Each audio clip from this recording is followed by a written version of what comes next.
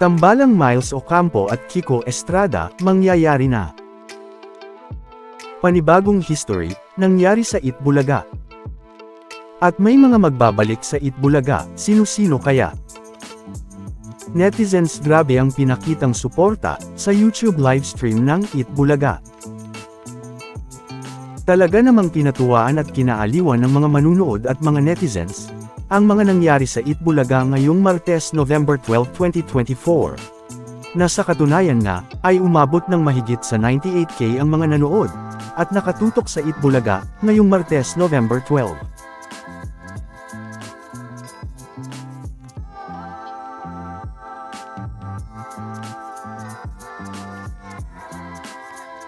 Una na nga sa mga kinatuwaan at tinutukan ng mga manunood at mga netizens, ay ang segment na Perfi, na kung saan ay kinaaliwan nga ito ng marami. Lalo na nga si Tash, na napa-thumbs up pa, sa performance ni Riza May, kasama ang mga singing queens.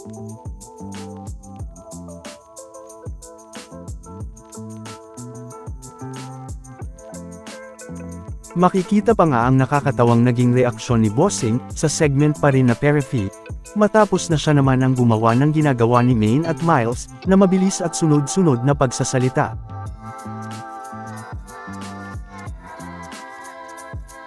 Pero, makikita nga dito si Maine at Miles, na nakatingin lang kay Bossing, habang natatawa.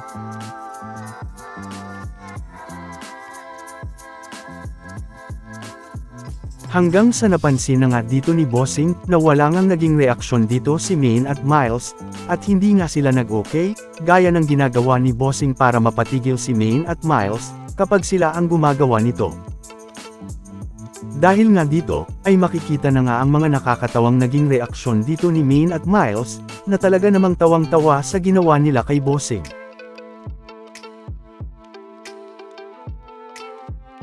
Kaya naman, ay pabirong sinabi nga dito ni Bossing sa dalawa, na salbahe nga ang mga ito.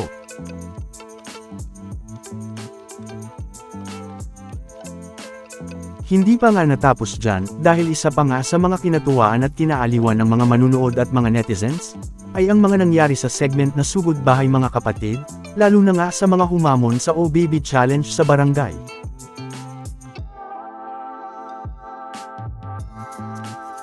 Na talaga namang kinatuwaan ng marami, dahil nga sa mga performance ng mga ito.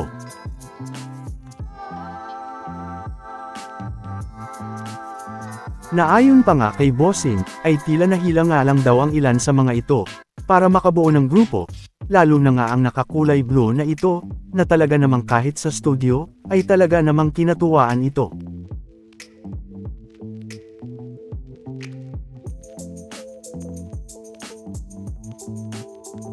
Na kung saan, ay ang naging pasya nga dito ng mga singing queens, ay walang nanalong grupo. Kaya naman, biro nga dito ni Mayor Jose, na isang history nga daw ang nangyari ngayong Martes, na siguradong nagmarka, dahil wala ngang naging winner sa kanila. Pero syempre, ay hindi din naman sila umuwing luhaan, dahil pinaghatian nila ang 10,000 na dapat premyo ng panalo, kaya naman ay may 5,000 pesos pa rin na natanggap ang parehong grupo. Na mababasa pa nga ang mga nakakatawang naging reaksyon dito ng mga netizens, na nag-comment sa kanilang YouTube livestream.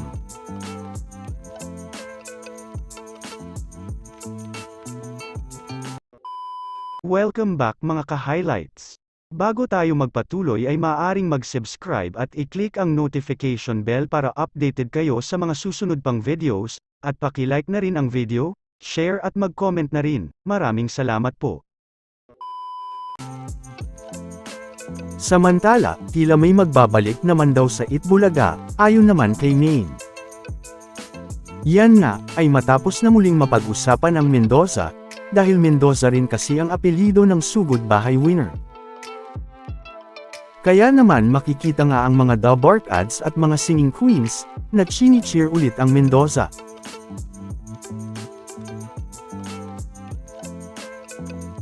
Na kung saan, ay nagbiro nga dito si Maine, na babalik ang Mendoza family, bilang tropang Mendoza naman, na maglalaro sa Gimme 5, laro ng tropang henyo. na talaga namang kinatuwaan at kinaaliwan ng mga manunood at mga netizens. Dahil matatandaang, todo cheer nga noon si The Barkads main, sa Mendoza family, na ilang beses pang ang naulit noon.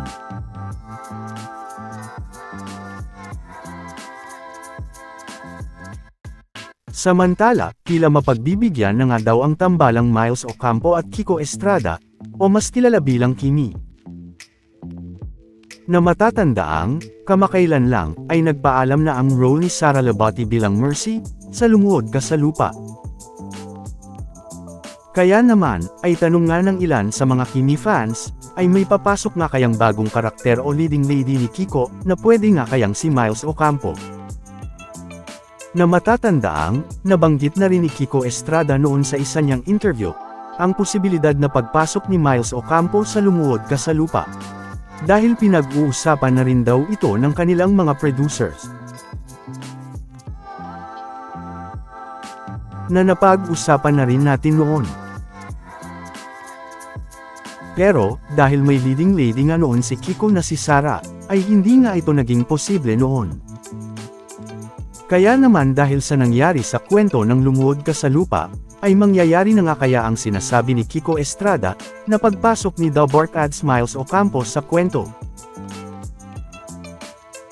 Na sa katunayan nga, ay noong nakaraang linggo, ay may ilang mga nag-message sa ating Facebook page patungkol dito, na mga nag-request na pag-usapan natin ito. Pero, pwede nga kaya itong mangyari? Sa ngayon nga, ay hindi natin masasabi kung posible nga itong mangyari, pero, kung babalikan naman ang sinabi ni Kiko Estrada noon, ay tila pwede nga ang guesting na ito ni Miles sa Lumuhod Ka sa Lupa.